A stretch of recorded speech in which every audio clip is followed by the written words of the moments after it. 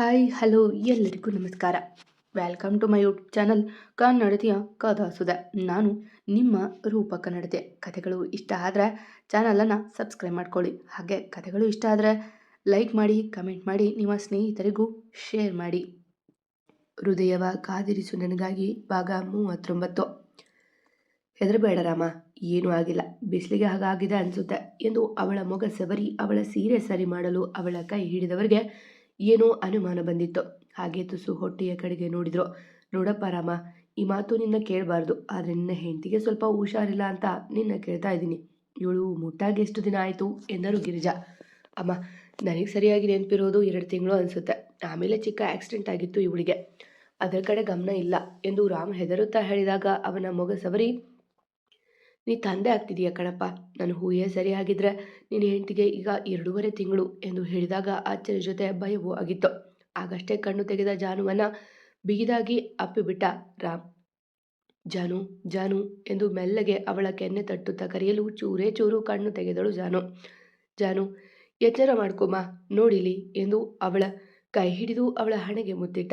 ಅವನ ಸ್ಪರ್ಶಕ್ಕೆ ಕಣ್ಣು ಬಿಟ್ಟವಳ ನೋಡಿ, ಜಾನು, ತುಂಬ ಸುಸ್ತಾಗ್ತಿದೆಯಾ, ತಲೆ ಸುತ್ತುತ್ತಾ ಇದೆಯಾ ಎಂದು ಕೇಳಿದ ರಾಮ್ ಅವಳ ಮುಂಗುರುಳ ಸರಿಸಿ.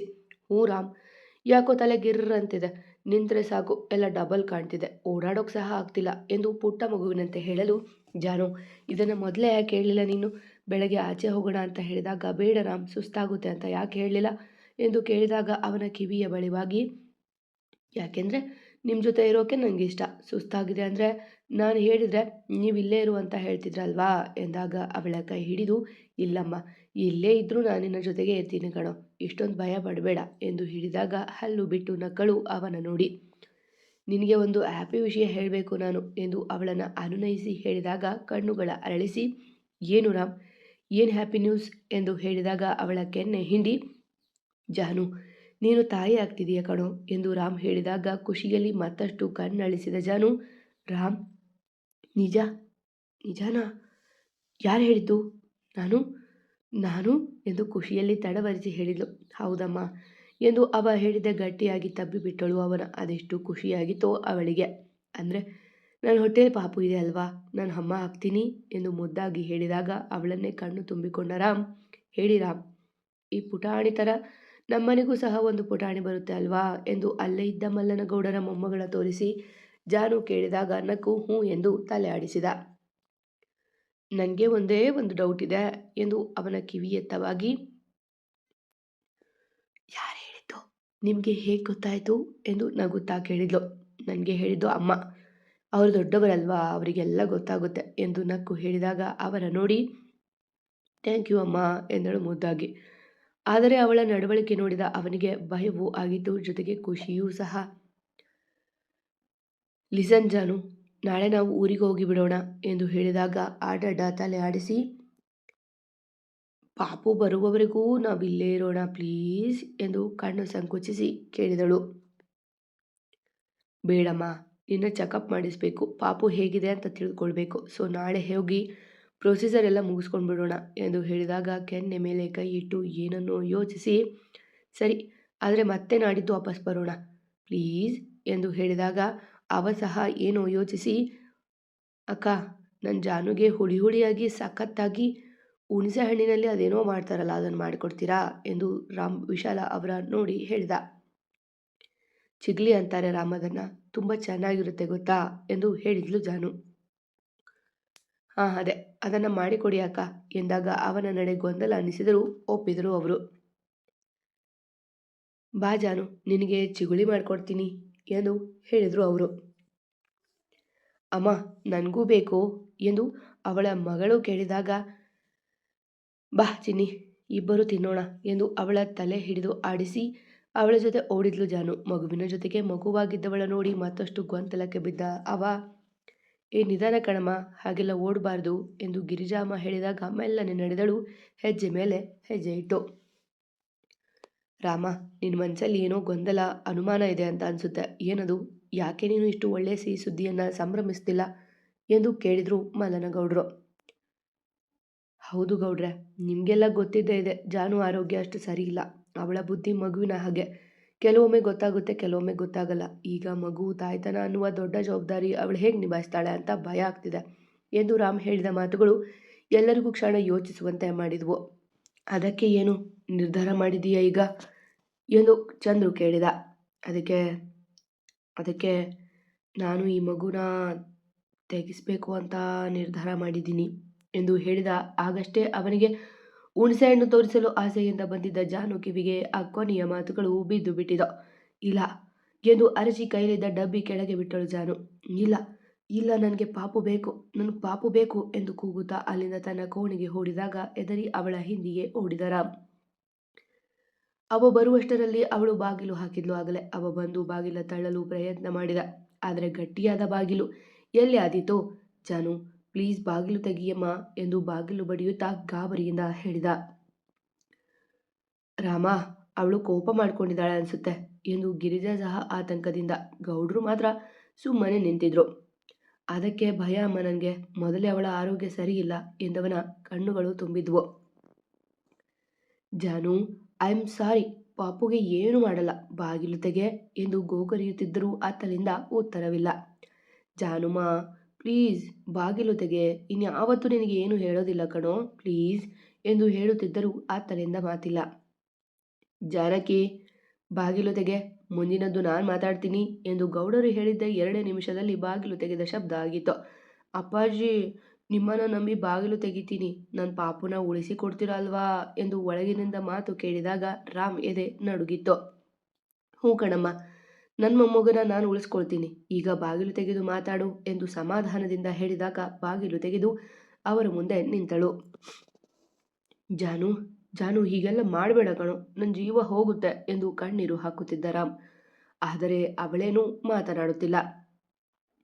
ಜಾನು, ಸಾರಿ ಮಾ, ನನ್ನ ಜೊತೆ ಮಾತಾಡು ಎಂದು ಅವಳ ಬೊಗಸೆಯಲ್ಲಿ ಹಿಡಿದು ಕೇಳುವಾಗ, ಅಪ್ಪಾಜಿ, ನಂಗೆ ಪಾಪು ಬೇಕು, ಇದು ನನ್ನ ಪಾಪು ಅಲ್ವಾ, ಅದಿನ್ನೂ ಚಿಕ್ಕದಲ್ವಾ, ಅದಕ್ಕೆ ನೋವಾಗಬಾರ್ದು, ಅದಕ್ಕೆ ಏನು ಮಾಡಬಾರ್ದು ಅಂತ ಹೇಳಿ ಇವ್ರಿಗೆ ಎಂದು ತುಟಿ ಉಬ್ಬಿಸಿ ಗೌಡರ ಕೈ ಹಿಡಿದು ರಾಮನತ್ತ ಮುಗ್ಧ ನೋಟ ಬೀರಿದ್ಲು. ಹ್ಞೂ ಕಣಮ್ಮ, ಹೇಳ್ತೀನಿ ಎಂದು ಅವಳ ತಲೆ ನೇವರಿಸಿ ರಾಮ್ ನೋಡಿದ್ರು. ಕಣ್ಣಲ್ಲಿ ನೀರು ತುಂಬಿತ್ತು. ಹೇಳು ರಾಮ, ಇದಕ್ಕೇನು ಉತ್ತರ ಹೇಳ್ತೀಯಾ? ಯಾಕೆ ಈ ಮಗು ಏನು ತಪ್ಪು ಮಾಡಿತ್ತು ಎಂದು ಕೋಪದಿಂದ ಕೇಳಿದಾಗ ತಲೆ ಅಡ್ಡಡ್ಡ ಆಡಿಸಿ, ಇಲ್ಲ ಗೌಡ್ರೆ, ನಾನು ಅವಳ ಆರೋಗ್ಯದ ಬಗ್ಗೆ ಅಷ್ಟು ಚಿಂತೆ ಮಾಡಿದ ಹೊರತು ಮಗು ಬಗೆಗೆ ಅಲ್ಲ. ಏನಾದರೂ ಹೆಚ್ಚು ಕಡಿಮೆ ಆಗಿ ಮಗುಗೆ ಅಥವಾ ಇವಳಿಗೆ ಏನಾದರೂ ಆದರೆ ನನ್ನಿಂದ ಸಹಿಸೋದಕ್ಕಾಗೋದಿಲ್ಲ. ಮುಂದೆ ಮಗು ಆರೋಗ್ಯ ಬೆಳವಣಿಗೆ ಸರಿಯಿಲ್ಲ ಅಂದಾಗ ಆಗೋ ನೋವು ತುಂಬ ಅಲ್ವಾ ಗೌಡ್ರೆ, ಅದಕ್ಕೆ ನಾನು ಈ ನಿರ್ಧಾರ ತಗೊಂಡಿದ್ದು ಎಂದು ಮೆಲ್ಲಗೆ ಹೇಳಿದ. ತಪ್ಪಲ್ವೇನಪ್ಪ, ನಿನಗೆ ನಿನ್ನ ಹೆಂಡತಿ ಮೇಲೆ ಇರೋ ಪ್ರೀತಿ ನನಗೆ ಕಾಣುತ್ತೆ, ಅರ್ಥನೂ ಆಗುತ್ತೆ. ಹಾಗಂತ ಇನ್ನು ಕಣ್ಣೇ ಸಹ ಮೂಡದ ಮಾಂಸದ ಮುದ್ದಿಯನ್ನು ತೆಗಿಸ್ತೀನಿ ಅನ್ನೋ ತಪ್ಪಲ್ವಾ ಎಂದು ಹೇಳಿದಾಗ ತಲೆ ತಗ್ಗಿಸಿ ನಿಂತ. ನೀವು ಓದಿರೋರು, ಪ್ಯಾಟೆ ಜನ, ಎಲ್ಲ ತಿಳಿದಿರುತ್ತೆ. ಮಗು ಆರೋಗ್ಯ ಚೆನ್ನಾಗಿಲ್ಲ ಅಂದರೆ ಅದಕ್ಕೆ ಔಷಧಿ ಸಹ ಸಿಗುತ್ತೆ ಅಲ್ವಾ ಎಂದು ಮತ್ತೆ ಕೇಳಿದಾಗ ತಲೆ ಆಡಿಸಿದ.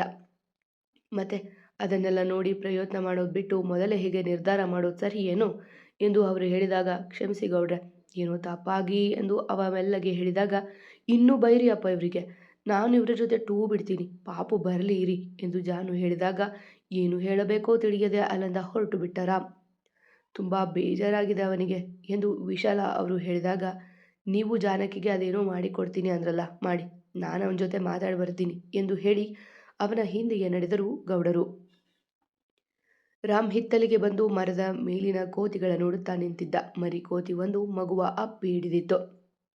ನೋಡು, ಆ ಪ್ರಾಣಿಗಳಿಗೂ ತಂದೆ ತಾಯಿ ಅನ್ನುವ ಪ್ರೀತಿ, ನಮ್ಮ ಮಗು ಅನ್ನೋ ಅಕ್ಕರೆ ಎಷ್ಟಿದೆ ಎಂದು ಗೌಡರ ದನಿ ಕೇಳಿದ್ದೆ. ತಿರುಗಿ ನಿಂತವ ಕಣ್ಣು ಒರೆಸಿದ್ದ. ಹೇ ರಾಮ, ಯಾಕೆ ಕಣ್ಣಲ್ಲಿ ನೀರು? ನಾನು ಬೈದೆ ಅಂತ ಏನು ಎಂದು ಗೌಡರು ಅವನ ಬಳಿಗೆ ಬಂದು, ಏನು ಮಾಡಬೇಕು ತಿಳಿತಾ ಇಲ್ಲ ಗೌಡ್ರೆ, ನನಗೆ ಎಲ್ಲದಕ್ಕಿಂತ ಜಾನು ಮುಖ್ಯ, ಆದರೆ ಅಷ್ಟೇ ಮುಖ್ಯ ನನ್ನ ತಂಗಿ, ಹಾಗೆ ಈ ಮಗು. ನಾನು ಮಗು ತೆಗೆಸುವ ಮಾತು ಆಡುವಾಗಲೇ ತುಂಬ ನೋವು ತಿಂದು ಹೇಳಿದೆ.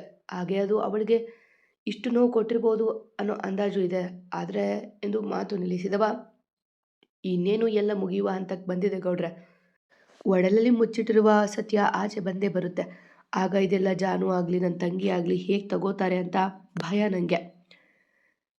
ಈಗಿರೋ ಪರಿಸ್ಥಿತಿಯಲ್ಲಿ ಜಾನು ಮೆಂಟಲಿ ಹರ್ಟ್ ಆಗಿ ಮತ್ತೇನಾದರೂ ಸಮಸ್ಯೆ ಆದರೆ ಅಂತ ಎಂದು ಅವ ಹೇಳುವಾಗ, ಸತ್ಯ ಏನು, ಯಾವ ಮಾತು ಅವಳಿಗೆ ನೋವು ಕೊಡುತ್ತೆ ಅಂತ ನಾನು ತಿಳಿದುಕೊಳ್ಳಬಹುದಾ ರಾಮ ಎಂದು ಕೇಳಿದಾಗ ಉದ್ದುದ್ದ ತಲೆ ಆಡಿಸಿ, ಹೌದು ಗೌಡ್ರೆ, ಆ ಹಕ್ಕು ನಿಮಗಿದೆ ಎಂದು ಮಾತು ಶುರು ಮಾಡಿದ್ದ. ಹೇಳು, ಯಾಕೆ ಜಾನಕಿಗೆ ಸತ್ಯ ಗೊತ್ತಾಗಬಾರ್ದು ಎಂದು ಗೌಡರು ಕೇಳಿದಾಗ, ಜಾನಕಿಗೆ ಅಲ್ಲ ಗೌಡ್ರೆ, ಸತ್ಯ ಯಾರಿಗೂ ಗೊತ್ತಾಗಬಾರ್ದು ಅಂತ ಇಷ್ಟು ವರ್ಷ ಎದೆಯಲ್ಲಿ ಮುಚ್ಚಿಟ್ಟುಕೊಂಡಿದ್ದೆ. ಆದರೆ ಒಡಲ ಬೆಂಕಿ ಯಾವತ್ತಿದ್ರೂ ಮೈ ಸುಡುತ್ತೆ ಅನ್ನೋ ಹಾಗೆ ಇಂದು ನನ್ನ ಜಾನು ಈ ಸ್ಥಿತಿಗೆ ಕಾರಣ ಆಯಿತು. ಸತ್ಯ ಹೇಳುವ ಧೈರ್ಯ ಇಲ್ಲದೆ ಅವಳ ಮನಸ್ಸಿಗೆ ನೋವು ಮಾಡಿ ಮಗುವಿನ ಮನಸ್ಸಿನವಳ ನೋಯಿಸಿದೆ. ಇನ್ನೂ ಇದನ್ನು ಮುಚ್ಚಿಟ್ಟು ಸಾಧಿಸೋದೇನಿಲ್ಲ ಅದಕ್ಕೆ ಎಂದು ಮೆಲ್ಲಗೆ ಹೇಳಿದಾಗ ಅವನ ಹೆಗಲು ಮುಟ್ಟಿ, ಪರವಾಗಿಲ್ಲ, ಅದೇನೇ ಇದ್ರೂ ನಾನು ಪರಿಹಾರ ಕೊಡ್ತೀನಿ, ಹೇಳು ಯಾವ ಸತ್ಯ ಎಂದು ಕೇಳಿದಾಗ ತಲೆ ಎತ್ತಿ ನೋಡಿ, ನನ್ನ ತಂಗಿ ಧನಿ ನಿಮ್ಮ ಸೊಸೆ ಗೌಡ್ರೆ ಎಂದು ಕ್ಷೀಣವಾಗಿ. ಅವನ ಮಾತಿಗೆ ಅವರ ಕಣ್ಣುಗಳು ಅರಳಿದ್ವು. ಹೌದು ಗೌಡ್ರೆ, ನಿಮ್ಮ ತಂಗಿಗೆ 2 ಮಕ್ಕಳು ಆಗಿದ್ದು, ಅದು ಸಹ ಟ್ವಿನ್ಸ್. ಒಂದು ಧನ್ವಿ, ಇನ್ನೊಂದು ಧನಿ. ಅದರಲ್ಲಿ ಒಂದು ಮಗುವನ್ನು ತಾವು ಎತ್ತಿಕೊಂಡು ಬಂದರು ನನ್ನ ಚಿಕ್ಕಪ್ಪ ಎಂದು ಹೇಳಿದಾಗ ಅವನ ಕೊರಳ ಪಟ್ಟಿ ಹಿಡಿದು ಬಿಟ್ಟರು ಗೌಡರು ಕೋಪದಿಂದ. ಏನೋ ಹೇಳ್ತಿದೀಯಾ ನೀನು ಎಂದು ಕಣ್ಣು ತುಂಬಿಕೊಂಡು ಕೇಳಿದ್ರು. ದನಿಯಲ್ಲಿ ಅಚ್ಚರಿ, ಕೋಪ ಎಲ್ಲವೂ ಇತ್ತು. ಹೌದು ಗೌಡ್ರೆ, ನಾನು ಸತ್ಯ ಗೊತ್ತಾದಾಗ ಇದೆಲ್ಲ ನಿಮ್ಮ ತಂಗಿಗೆ ಹೇಳಿ ಸರಿ ಮಾಡೋಣ ಅಂತ ಅಂದ್ಕೊಂಡೆ. ಆದರೆ ಎಲ್ಲಿ ನನ್ನ ತಂಗಿ ನನ್ನಿಂದ ದೂರ ಆಗ್ತಾಳೋ, ನನ್ನ ಚಿಕ್ಕಮ್ಮ ಮನಸ್ಸಿಗೆ ಹಚ್ಚಿಕೊಳ್ತಾರೋ ಅಂತ ಮುಚ್ಚಿಟ್ಟು ಬಿಟ್ಟೆ. ಆದರೆ ವರ್ಷಗಳ ಹಿಂದೆ ಧನ್ವಿ ಸತ್ತು ಅವಳ ಅಮ್ಮ ಮೆಂಟಲಿ ಶಾಕ್ ಆದಾಗಿನಿಂದ ನನಗೆ ಪಾಪ ಪ್ರಜ್ಞೆ ಕಾಡ್ತಿದೆ ಎಂದು ಹೇಳಿದೆ. ಅವನ ಕೆನ್ನೆಗೆ ಜೋರಾಗಿ ಬಾರಿಸಿಬಿಟ್ಟರು ಗೌಡರು. ಏನೋ ಆಟ ಅಂದ್ಕೊಂಡಿದೀಯ ಜೀವನ ಅಂದರೆ? ನನ್ನ ತಂಗಿ ಮಗಳು ಸತ್ತಾಗ ಅದೆಷ್ಟು ನೋವು ತಿಂದು ಹುಚ್ಚಿಯಾಗಿದ್ದಾಳೆ ಅಂತ ಗೊತ್ತೇನೋ ಎಂದು ಕೋಪದಿಂದ ಕೇಳಿದಾಗ ಕಣ್ಣು ತುಂಬಿಕೊಂಡು ಅವರ ನೋಡಿ, ಗೊತ್ತಾಗುತ್ತಿದೆ ಗೌಡ್ರೆ, ನನ್ನ ಹೆಂಡತಿಯನ್ನು ಅದೇ ಸ್ಥಿತಿಯಲ್ಲಿ ನೋಡಿ ಅವರ ನೋವು ಗೊತ್ತಾಗ್ತಿದೆ. ಆದರೆ ಒಂದಂತೂ ಸತ್ಯ, ಮಗು ಬದಲಾಯಿಸಿದ್ದು ಯಾರು ಅಂತ ಮಾತ್ರ ನಾನು ಕೇಳಬೇಡಿ, ಅದೆಲ್ಲ ಮುಗಿದು ಹೋದ ಕತೆ. ನನ್ನ ದನಿ ನನ್ನಿಂದ ದೂರ ಆಗಬಾರ್ದು, ಹಾಗೆ ನಿಮ್ಮ ತಂಗಿಗೂ ಮಗಳ ಪ್ರೀತಿ ಸಿಗಬೇಕು. ಈ ಸತ್ಯ ಜಾನುಗೆ ತಿಳಿಬಾರ್ದು. ಹಾಗೇನಾದರೂ ಪರಿಹಾರ ಹೇಳಿ ಗೌಡ್ರೆ ಎಂದು ದೀನವಾಗಿ ಕೈ ಮುಗಿದು ಕೇಳಿದಾಗ ಎತ್ತಿದ ಕೈ ಇಳಿಸಿ, ಥೂ, ನಿನ್ನ ಮುಖ ನೋಡೋದಕ್ಕೂ ಸಹ ನಾಚಿಕೆ ಆಗ್ತಿದೆ, ನಿನ್ನ ನಮ್ಮನೆಗೆ ಇಟ್ಕೊಳ್ಳೋದಕ್ಕೆ ಆಗೋದಿಲ್ಲ ಎಂದು ಅವನ ಕೊರಳ ಪಟ್ಟಿ ಹಿಡಿದೇ ಎಳೆದುಕೊಂಡು ಹೋಗುವಾಗ, ನನ್ನ ಮಾತು ಕೇಳಿ ಗೌಡ್ರೆ, ಧನ್ವಿ ಸಹ ನನ್ನ ತಂಗಿ, ನಾನು ಅವಳನ್ನು ತುಂಬ ಪ್ರೀತಿ ಮಾಡ್ತಿದ್ದೆ ಎಂದು ಹೇಳಿದಾಗ ಗೊಂದಲದಿಂದ ಅವನ ನೋಡಿದ್ರು. ಹೌದು, ಪಾಪು ನಮ್ಮನೆಗೆ ಬಂದಿದ್ದೆ ಅಂತ ನನಗೆ ತಿಳಿದಾಗ ಸುಮಾರು ವರ್ಷ ಆದಮೇಲೆ, ಆಗ ನಾನು ಮಗು ಯಾರದ್ದು ಮನೆ ಎದ್ದು ಅವರು ಪಾಪು ಇಲ್ಲದೆ ಹೇಗಿರ್ಬೋದು ಅಂತ ಯೋಚಿಸ್ತಾ ಎಲ್ಲ ಡೀಟೇಲ್ಸ್ ಹುಡುಕಿದೆ. ಆಗ ನನ್ನ ಕಣ್ಣಿಗೆ ಬಿದ್ದಿದ್ದೆ ಧನ್ವಿ. ಅವಳನ್ನು ಸ್ವಂತ ತಂಗಿಗಿಂತ ತುಂಬ ಹಚ್ಕೊಂಡು ಬಿಟ್ಟಿದ್ದೆ ಎಂದು ಶುರು ಮಾಡಿದವ ಅವಳ ಕೊನೆ ಆಗುವವರೆಗೂ ಎಲ್ಲವ ತಿಳಿಸಿ, ಈಗ ಧನಿ ಮತ್ತು ಅಭಿ ತುಂಬ ಪ್ರೀತಿ ಮಾಡ್ತಾ ಇದ್ದಾರೆ. ಹಾಗೆ ನನ್ನ ತಂಗಿ ಅಂದರೆ ಪ್ರಾಣ, ಜಾನು ಸಹ ತುಂಬ ಮುಖ್ಯ. ಈ ಸತ್ಯ ಗೊತ್ತಾಗಿ ನನ್ನ ತಂಗಿ ನಮ್ಮಿಂದ ದೂರ ಆದರೆ ಜಾನು ಸ್ಥಿತಿ ಇನ್ನೂ ಕೆಟ್ಟದಾಗಿರುತ್ತೆ. ನನ್ನ ಚಿಕ್ಕಮ್ಮ ಸಹ ನಿಮ್ಮ ತಂಗಿಯಂತೆ ಹುಚ್ಚಿ ಹಾಕ್ತಾರೆ. ನಮ್ಮನೆ ನೆಮ್ಮದಿ ಹಾಳಾಗುತ್ತೆ. ನಾನು ಸಹ ಅದನ್ನು ಸಹಿಸೋಕ್ಕಾಗೋದಿಲ್ಲ. ಒಬ್ಬ ತಂಗಿ ತಳ್ಕೊಂಡು ಸಾಯುವ ಹಂತಕ್ಕೆ ಹೋಗಿದ್ದೀನಿ. ಈಗ ಇನ್ನೊಬ್ಬ ತಂಗಿ ದೂರ ಆಗೋದು ಸಹಿಸೋಕ್ಕಾಗಲ್ಲ. ನೀವೇ ಯೋಚನೆ ಮಾಡಿ ಗೌರೆ ಎಂದು ಅವರ ಮುಂದೆ ಕೈ ಜೋಡಿಸಿ, ಎಲ್ಲ ಮುಗಿಸ್ಬೇಕು, ನಿಜ ಹಾಕಿ ಎಲ್ಲ ಎದುರು ಕ್ಷಮೆ ಕೇಳಿ ಇದನ್ನು ಇಲ್ಲಿ ಮುಗಿಸ್ಬೇಕು. ಆಮೇಲೆ ಧನಿ ಮನ ಒಲಿಸಿ ನಾವು ಜೊತೆ ಕರೆದುಕೊಂಡು ಹೋಗಬೇಕು ಅಂತ ಲೆಕ್ಕ ಹಾಕಿಯೇ ನಾನು ಇಲ್ಲಿಗೆ ಬಂದಿದ್ದು. ಆದರೆ ವಿಧಿಯಾಟ, ಜಾನು ಗರ್ಭಿಣಿಯಾಗಿದ್ದಾಳೆ. ಅದಕ್ಕಾಗಿ ಯೋಚನೆ ಮಾಡ್ತಾ ಇದ್ದೀನಿ. ಪ್ಲೀಸ್ ಇದಕ್ಕೆಲ್ಲಕ್ಕೂ ಒಂದು ಪರಿಹಾರ ಕೊಡಿ ಎಂದಾಗ ಕುಸಿದು ಕುಳಿತು ಬಿಟ್ಟರು ಗೌರವರು. ಗೌಡ್ರೆ, ಇದೆಲ್ಲ ಆಗ್ತಿರೋದು ನನ್ನಿಂದ ಅನ್ನಿಸ್ತಿದೆ. ತುಂಬ ಸ್ವಾರ್ಥಿ ಆಗ್ತಿದ್ದೀನಿ ಅನ್ನಿಸ್ತಾ ಇದೆ. ಆದರೆ ಇದೆಲ್ಲ ಅನಿವಾರ್ಯ. ಪ್ಲೀಸ್, ನೀವು ನ್ಯಾಯ ಕೊಡುವವರು. ಮನೆಗೆ ನನ್ನ ತಂಗಿ ಬೇಕು. ಅವಳು ಸ್ವಂತ ತಂಗಿ ಅಲ್ಲದೆ ಇರಬಹುದು, ಆದರೆ ನನ್ನ ಜೀವನ ಅವಳು ಎಂದು ಹೇಳಿದಾಗ ಗಟ್ಟಿಯಾಗಿ ನಿರ್ಧಾರ ಮಾಡಿಬಿಟ್ರು ಗೌಡ್ರು. ಅದು ಒಂದು ಸ್ಲಮ್ ಏರಿಯಾ. ಅಲ್ಲಿ ಪುಟ್ಟ ಗುಡಿಸಿನಲ್ಲಿ ಕುಳಿತು ಹಲ್ಲು ಮಸಿಯುತ್ತಿದ್ದಾನೆ ಸೌರಭ್. ಅವನ ಮುಂದೆ ರಮಣ್ ಕುಳಿತಿದ್ದಾನೆ. ಅವನು ಇಲ್ಲದೆ ಹೋದರೂ ಈ ಮನೆಗೆ ಏನೂ ಮಾಡೋಕ್ಕೆ ಆಗದೆ ಇರೋ ಥರ ಎಲ್ಲ ಸೆಟಲ್ ಮಾಡಿ ಹೋಗಿದ್ದಾನೆ ಆರಾಮ್. ಜಾನುನಂತೂ ನಮ್ಮ ಕೈಯಲ್ಲಿ ಏನೂ ಮಾಡೋಕ್ಕಾಗಲಿಲ್ಲ. ದನಿ ಸಹ ತಪ್ಪಿಸ್ಕೊಂಡ್ರೆ ಆರಾಮ್ನ ಬಗ್ಗಿಸೋಕೆ ಮತ್ತೆ ಯಾವ ದಾರಿ ಸಿಗೋದೇ ಇಲ್ಲ ಎಂದು ರಮಣ್ ಹಲ್ಲು ಕಟಕಟಿಸಿದ. ನಮ್ಮ ಬಳಿ ಕೊನೆಯ ಅಸ್ತ್ರ ಇದೆ ರಮಣ್, ಕೊನೆಯ ಕಾಲಕ್ಕಾಗಿ ಇಟ್ಟುಕೊಂಡಿದ್ದೆ ಎಂದು ಜೋರಾಗಿ ನಕ್ಕು, ನಮ್ಮನ್ನು ಈ ಗುಡಿಸಿನಲ್ಲಿ ಕುಳಿತು ಕುಡಿಯುವ ಹಾಗೆ ಮಾಡಿದ್ದಾನೆ ಅಲ್ವಾ, ಮಾಡ್ತೀನಿ ಅವನಿಗೆ ಎಂದು ಜೋರಾಗಿ ಹೇಳಿದ. ಏನು ಮಾಡ್ತೀಯ ಸೌರಭ್, ಏನು ಐಡಿಯಾ ಎಂದು ರಮಣ್ ಕೇಳಿದಾಗ, ಹಾಂ, ಧನ್ವಿ ಅಮ್ಮನಿಗೆ ಧನಿ ಬಗ್ಗೆ ಹೇಳೋದು, ಧನ್ವಿ ಕೊಲೆ ಮಾಡಿರೋದು ರಾಮ್ ಅಂತ ತಲೆಗೆ ತುಂಬೋದು, ನಾವು ಸೈಲೆಂಟ್ ಆಗಿದ್ದೀವಿ ಅಂತ ಮೆರಿತಾ ಇದ್ದಾನೆ, ಅವನು ಅವನ ಫ್ಯಾಮಿಲಿ ಸೇಫ್ ಮಾಡಿದ್ದಾನೆ, ಆದರೆ ಮೇನ್ ಸ್ವಿಚ್ ಧನ್ವಿ, ಅವಳೇ ನಮ್ಮ ಅಸ್ತ್ರ ಎಂದು ಹೇಳಿ ಜೋರಾಗಿ ನಕ್ಕ ಸೌರಭ್. ಮತ್ತೆ ಸಿಗುವ. ಕತೆ ಇಷ್ಟ ಆಗಿದ್ರೆ ಕಮೆಂಟ್ ಹಾಕಿ, ಜಾಸ್ತಿ ಇಷ್ಟ ಆದರೆ ಸಬ್ಸ್ಕ್ರೈಬ್ ಮಾಡ್ಕೊಳ್ಳಿ. ಧ್ವನಿ ತುಂಬ ಒರಟೊರಟಾಗಿದೆ, ಅಲ್ಲಲ್ಲಿ ಅಕ್ಷರ ತಪ್ತಾ ಇದೆ, ಕ್ಷಮಿಸಿ. ಎಂದಿನಂತೆ ನಿಮ್ಮ ಪ್ರೀತಿ, ಕಮೆಂಟ್, ಪ್ರೋತ್ಸಾಹದ ನಿರೀಕ್ಷೆಯಲ್ಲಿ ನಾನು ನಿಮ್ಮ ರೂಪಕ ನಡತೆ. ಪ್ರೀತಿಯಿಂದ ಕತೆ ಕೇಳುವ ಎಲ್ಲರಿಗೂ ನನ್ನ ತುಂಬ ಹೃದಯದ ಧನ್ಯವಾದಗಳು. ನಿಮ್ಮ ಪ್ರೀತಿ ಮತ್ತು ಪ್ರೋತ್ಸಾಹ ಯಾವಾಗಲೂ ಹೀಗೆ ಇರಲಿ.